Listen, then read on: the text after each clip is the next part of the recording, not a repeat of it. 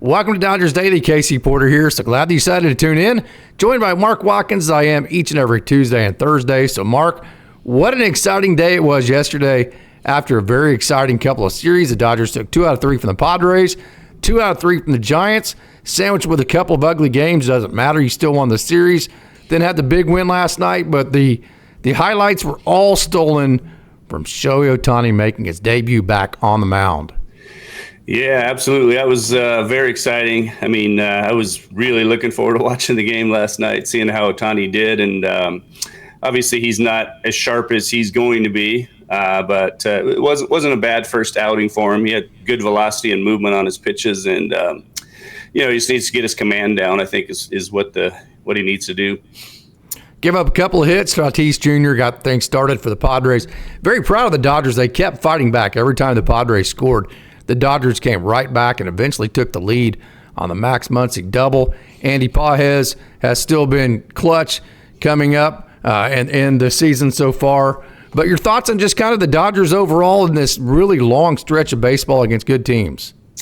Yeah, they've won since our last podcast. They've won 4 out of 5 against the Giants and Padres, and I think that's big because they're obviously not at full strength. They don't have 2 of their main starters in there, with Snell and Glasnow being out. So for them to win both of these series is big. Yeah. So the Padres, I mean, the offense for the Padres, it kind of has a sense of.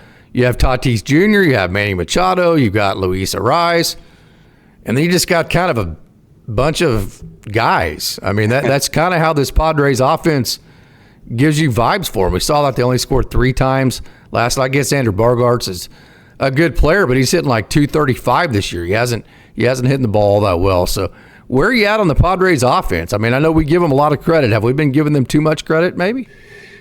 Maybe so. I mean, obviously having Jackson Merrill out too made a difference. But with them and the Giants, neither one of them has the depth in their lineup that the Dodgers do. I mean, the Dodgers, especially with Pages hitting well and now Muncy coming around, nobody stacks up to the Dodgers as far as just having the depth in the lineup that they do from 1 to 8. Yeah, just the length of the lineup, and we see that. We complain all the time. Hey, the bottom half of the order, this and that, we're relying on the top 3 too much.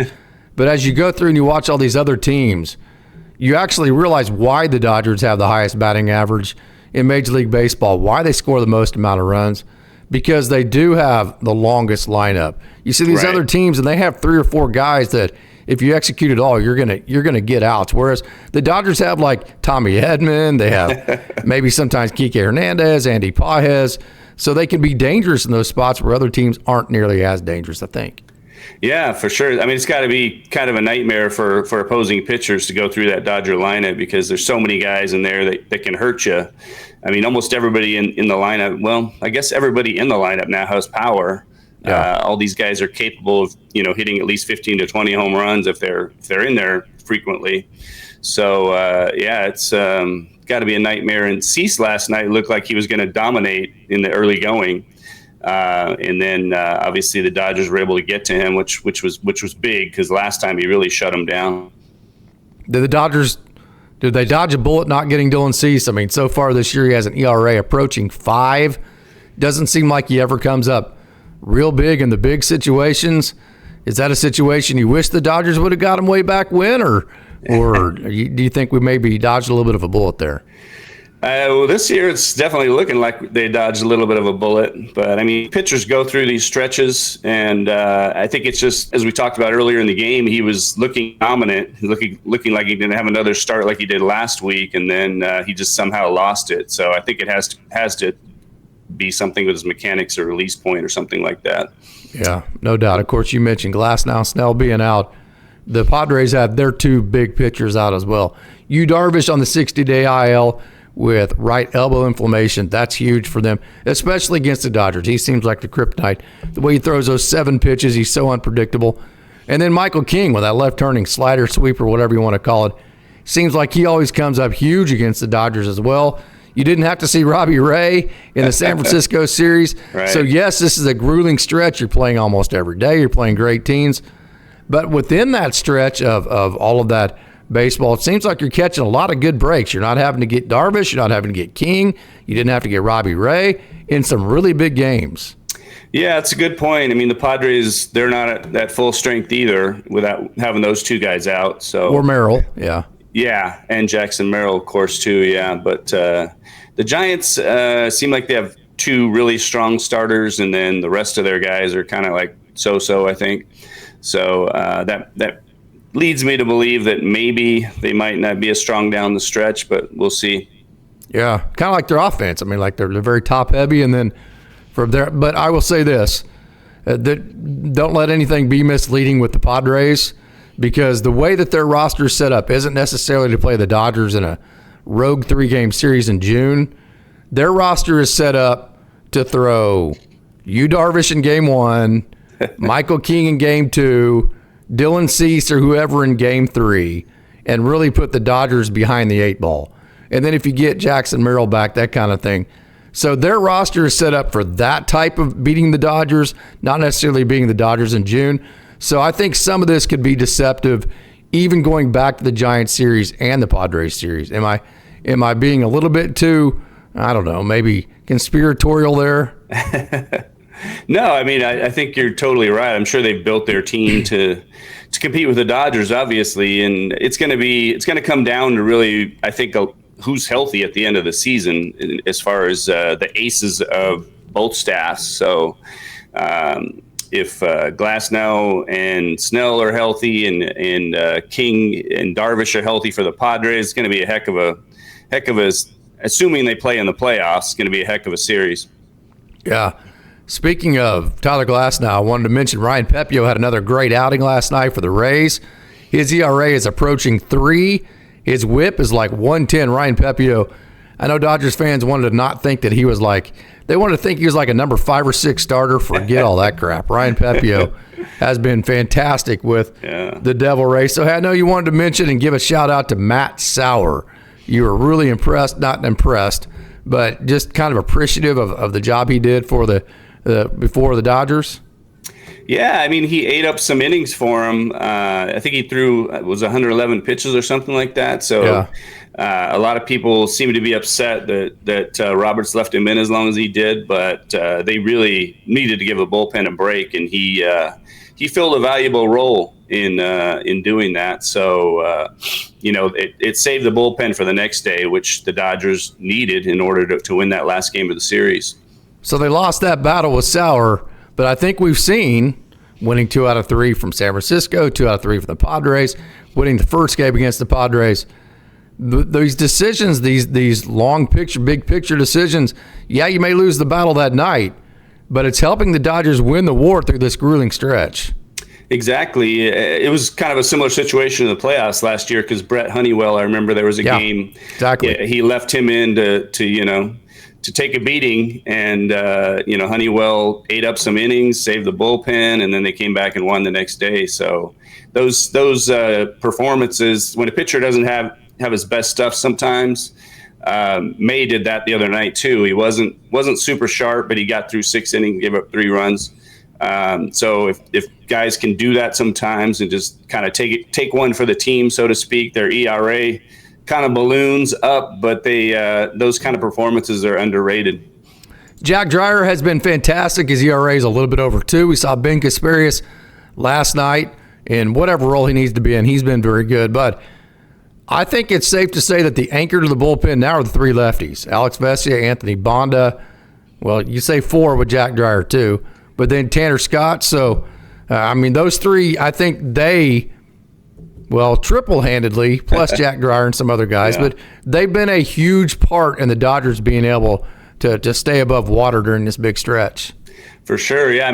Banda's really been pitching much better lately. I think he had 7 straight scoreless outings or something like that, and Vesia also has been really pitching great. So, those guys are huge. And then obviously Tanner Scott. I was kind of laughing because I saw, some of the fans wanting to get rid of Tanner Scott when he was struggling. I'm like, come on, Yeah, give him some time. That's ridiculous. So, but it's good to see him bounce back, and he's been dominating again. So Coach Barrakoff and I hit on this on our Sunday live show. Coach Barikoff gave a great perspective because he's seen the young man play probably 40 games at the AAA level. Hae-Sung Kim. So we kind of had our idea of what we saw with him at Oklahoma City. Guys like you never got to see him in Oklahoma City. The only experience you have with him with your own eyes is what you've seen in Los Angeles, which is really cool because you're going to have probably a totally different perspective and context to him than we do. So where are you at with Hae-Sung Kim? I know Coach Barikoff thinks he's in the perfect role right now. So from what you've seen just for the Los Angeles part of things, not the AAA Oklahoma City part of things, where should his role sit right now? I think he's in a good role also, where he can just fill in here and there, play, 3-4 games a week maybe. And he obviously with all the skills that he has, he can impact the game in a lot of different ways. He has some power, and he has obviously really good speed, good defensive ability, and he can play multiple positions. So I think he's in a good role for him. He's going to have his ups and downs since he's a young player, and the transition to U.S. baseball and all that. So as I talked about in our last podcast, he's not going to keep hitting 400, of course, but he's I think he's in a good role for them. Is Will Smith the best catcher in baseball? I think he is. You would. So let me ask you this: make an argument against Will Smith being the best catcher in baseball. Is there one? At this point, it's tough to make. I think in years past, his pop time getting to second base has not been as good, but this year it's been really good, and he's been all around excellent defensively and offensively. He's obviously a very clutch hitter, so I mean, it's tough to make an argument against him, honestly. Yeah. When they brought Dalton Rushing up, we warned. Dalton Rushing is not coming up to be a starter. He's not coming up to be the left fielder. He's not coming up to do anything other than to bring out the best version of Will Smith. Play enough, be productive enough where the Dodgers can give Will Smith enough time off to where he can hit in August and September and October the same way he does in May and June. So has Dalton Rushing fulfilled that for you so far? Yes, he. Obviously hasn't been hitting as well as we would like, but he's been filling in well. He's playing more than I thought he would, and it seems like he's playing like at least 3 times a week so far. But he's gaining valuable experience. I think they wanted to bring him up now, so later on in the year in the playoff run, the stretch run in the playoffs, he'll be acclimated to the major league level, and he'll probably settle in and start hitting better because he's a good hitter. But yeah, he's looked good out there. So I wanted to back up. We talked about this on the Sunday night show when we heard live while we were on the air that Shohei Ohtani would pitch on Monday last night. So why did he only pitch 1 inning? We addressed this. We told you this was going to happen. This you could see this from a mile away. So only pitching 1 inning, the Dodgers were allowed him to go through his routine, get hot, do all of his pregame stuff, go straight to the mound, and then once he sat down and cooled down, he didn't have to go back out to the mound. What the Dodgers didn't want to risk doing was going through all those gyrations, getting him hot, getting him loose, getting him through that first inning, then sitting him down in the dugout for a half inning, letting everything get cooled down, and then making him come back to the mound with everything being cooled down. That's called an up-down. So they stayed away from the up-down last night. I know a lot of people felt like he was ramped up for maybe more than 1 inning, but that just goes to the attention to detail that the Dodgers put into every decision, just not wanting him to have to face an up-down. I thought that was brilliant. Yeah, I agree. I kind of wonder if he had gotten through a quick first inning, if maybe they would have had him pitch a second inning, but even then, I'm not sure that they would have because, like you said, I don't know if they want to have him go through that and cool down and get back up again. So, but definitely the first inning was a lot of kind of stressful pitches for him. So I think definitely the right move to only have him go 1 inning. Emmett Sheehan throws Thursday. Today we have absolutely no idea who the Dodgers are. At least they don't have their starter listed yet. They have Emmett Sheehan on Thursday, Vasquez for the Padres today. So what do you look forward to for the rest of the series? Well, it's going to be exciting to see Emmett Sheehan get back on the mound for him. He was, off to a good start last year and then had the unfortunate injury. I guess it was last year, wasn't it? It's only been about 12, 13 months since he pitched. But excited to see him get back out there for sure. Any final thoughts before we move to our Down the Farm segment? No, just like I said, I think it's great that the Dodgers are able to win both of these series, and hopefully they'll, maybe even sweep this series. We'll see. All right, fans, let's not waste any more time. Let's get right to it. Let's take a trip down on the farm.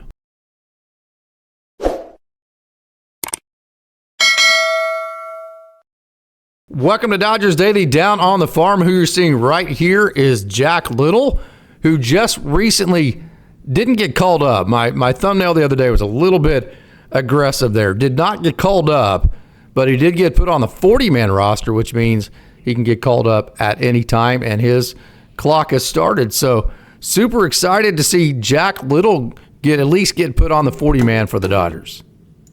Right, and he's joined the team from what I heard, right? Yes, he is on the taxi. Yes, he's so what they call the taxi. He's there and available if they need him. He is not with AAA Oklahoma City, but he is not officially on the 26-man roster.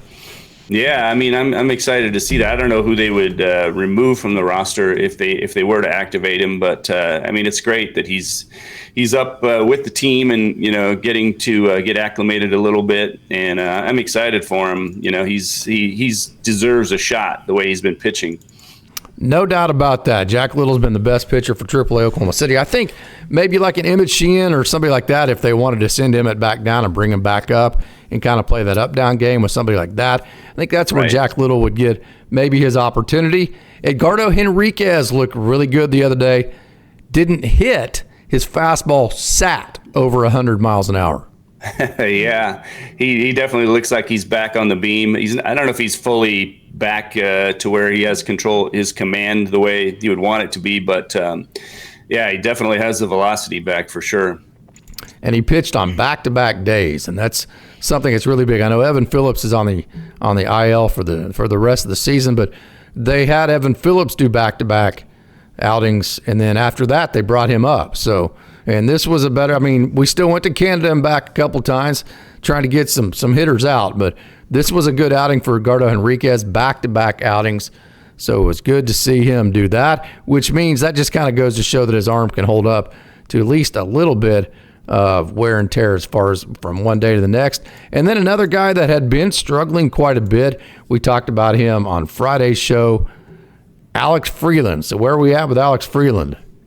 Yeah, it looks like he's heating up, and he's obviously one of the Dodgers' top prospects because of he's an all-around good player. He has power, speed, very athletic. He plays a really good shortstop. So haven't really heard much about him this year, but he's definitely heating up lately. I think his average is up to 284, if I'm not mistaken. So he's been hitting much better lately. I think Ha-Seong Kim took his call up. Ha-Seong Kim has played some outfield. I think he got that call up because he plays some center field. At that time, the Dodgers were trying to figure that part of it out. Alex does not play outfield, but he does have defensive versatility.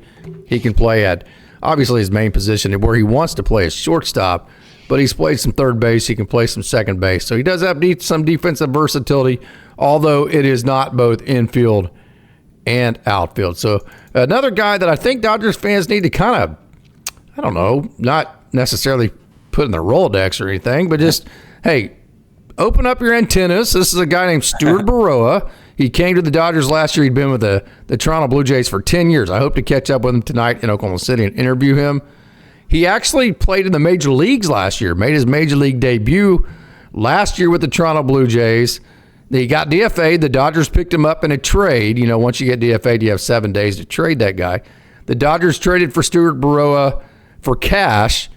And the impressive thing about him, he had just an incredible weekend, but he clocked a 4.01 to first base in a game the other day. So 4.0 is absolutely elite. So Stuart Baroa can absolutely switch hitter too. He can absolutely fly. So I know you wanted to talk about Stuart Baroa. Yeah, I mean, he's another of those guys. The Dodgers have been adding a lot of speed and athleticism to the organization. They also, added Esteury Ruiz, which both of these guys are blazing fast, and they have Justin Dean also is another one too. He looks like he has a really good stroke, really good approach up there at the plate, and he's been hitting well. He's a good guy to have for depth purposes in case they need some depth. He absolutely is, and he's an exciting player. I mean, he's another one of those just good athlete. I mean, and I'll tell you this about a guy like Stuart Burrow. Maybe he never helps the big club with Los Angeles, but it's kind of like a used car salesman. If you can take a guy like this and flip him for somebody who could, I mean, that's just as valuable as using him. So let's see if the Dodgers can get this guy. See that right there? That's 4.01 to first base. Yeah, that's speed. That's the one there. I mean, that's very impressive. So maybe they can get Stuart Burrow in a position where they could flip him to a team that has more needs than the Dodgers do, and they end up with more value than they started with by getting him, because all they had to give up was cash for him. So really it was pretty much a free deal there for the Dodgers. Another guy I'll tell you that has been pitching really well as of late. Hopefully I'd get to catch up with him. Last time I was in Oklahoma City, he said, yeah, sure, anytime. So if I see him today, I'll get an interview with him. Nick Frasso, they moved him to the pen, and man, he has looked really good his last couple outings. I'm getting really excited about Nick Frasso. Yeah, he has great stuff, and he was looking really good before his injury, and he looks like he's getting back on the beam. He has kind of an awkward, I think I mentioned that last time, kind of an awkward delivery, but probably is deceptive for the hitters, having him come at him that way. Yeah, a lot of ass and elbows, and then it's like he's landing in the third base dugout. That crossfire to him, right? He's got that really lanky build, and it's pitchers that have that kind of lanky build, they tend to, their release point is a lot closer to the plate. Kenley Jansen is that way. I remember reading about him.